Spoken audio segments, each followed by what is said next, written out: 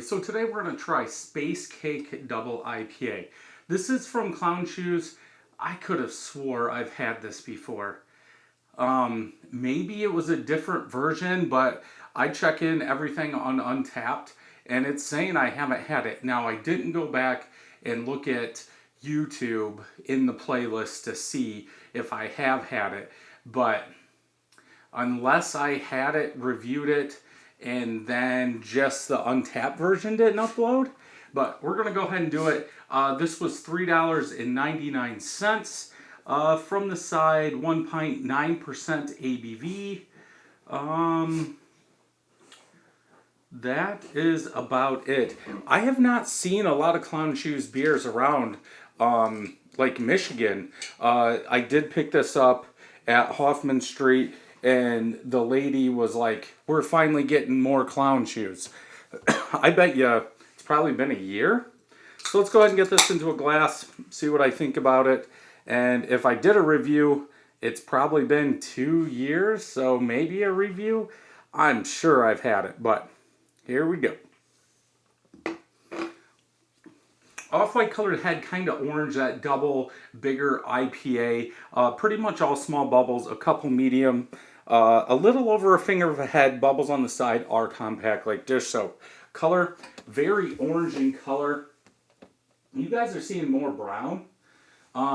Yeah, nice orange double IPA color. Like standard West Coast double IPA color. Somewhat hazy, a little haze to that. Let's go ahead and smell.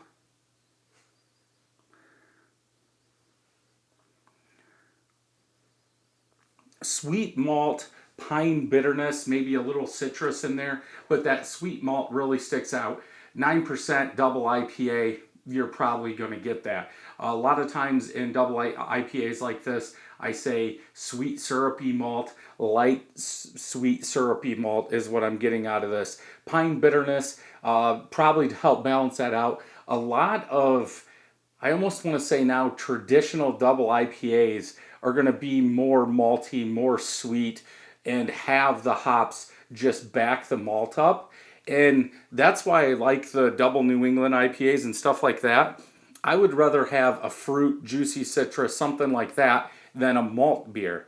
I'm not saying I'm the best brewer in the world, but to me, almost anybody can make a double IPA with a lot of sweet malt. I mean, the hops are hiding behind the malt.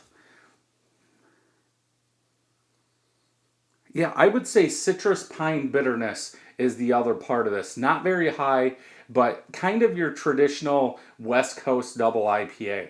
Let's go ahead and taste.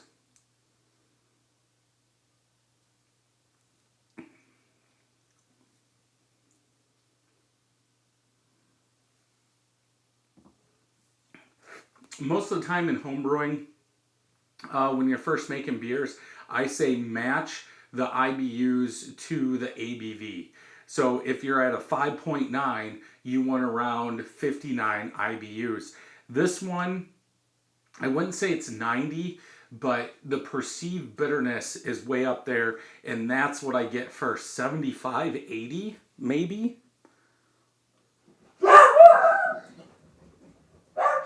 Dogs are going crazy. A little sweet malt, not as much on the front, more on the back for the sweet malt. Pine citrus bitterness throughout almost the whole entire palate, getting closer to the back. That sweet malt does come in, but I think there's enough hops in here that balance all that out, and you don't get as much sweet malt as I guess what I'm used to in most of the double IPAs I'm drinking. That bitterness does hang on as it goes down and as your palate warms up, but it's not as big. If anything, it's still like on the side of my cheeks is where it's staying, not down in my throat like some of these. Easy drinking for a 9% double IPA. Not too heavy, pushing medium, but not quite there. But yeah, it's almost like a zesty citrus pine bitterness in here. I would go with a 4 out of 5. I think it's balanced pretty well, especially for what I like. If you're more into those sweeter malt double IPAs, maybe you won't like this one as much because that sweet malt is covered up. 8/2/12. This is December, so it is getting kind of older. I would think it, for being 4 months old, that usually that sweet malt really takes over, and I can actually say it's not in this one. So yeah, I would go 4 out of 5. Let's check Untapped, see if they have IBUs.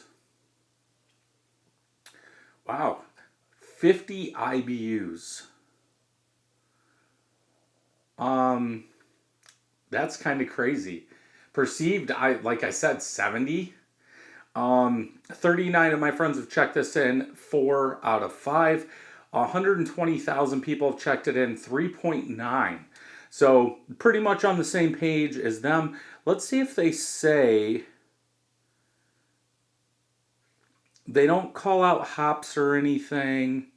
Now this says strong, juicy flavors of tropical citrus. I really don't get citrus. Hoppy, smooth, sweet, malty, strong is what is in here. Looking at people's comments,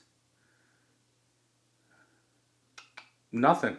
So yeah, if you're into double IPAs, especially not the big malty sweet ones, definitely worth picking up and trying. And for the price, for 9%, I would pick it up. So if you enjoyed this review, check some more out over here. And until next time, drink some good beer.